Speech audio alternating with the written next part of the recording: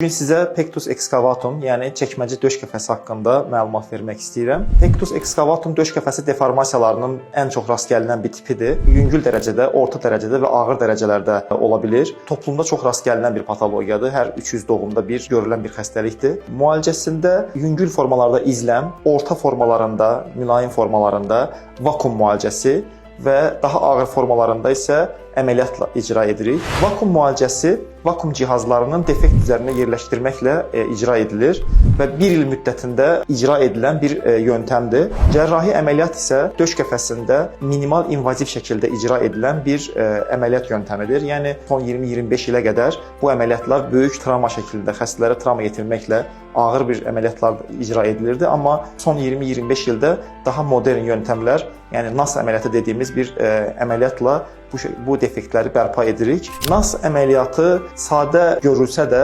ağırlaşmaları, komplikasyonları açıq bir əməliyyatdır, riskləri yüksək bir əməliyyatdır və təcrübəli əllərdə və təcrübəli mərkəzlərdə icra edilməsi lazımdır. Bu əməliyyatdan sonra xəstə qısa bir sürə 3-5 günlük xəstəxana yatışı olur və xəstəxana yatışından sonra da 1-2 həftəlik ev izləmi önəririk. Əməliyyatın nəticəsi əməliyyatdan həmən sonra gözlə görülür şəkildə izlənir. Yəni xəstə və xəstə yaxınları estetik bərpanı əməliyyatdan həmən sonra fərqinə varırlar. Klinik şikayətlər isə, yəni ürək döyüntülərinin azalması, tənginəfəsliyin keçməsi, döş qəfəsində olan ağrıların geriləməsi isə əməliyyatdan sonraki qısa bir zamanda bir neçə həftə ərzində bərpa olur.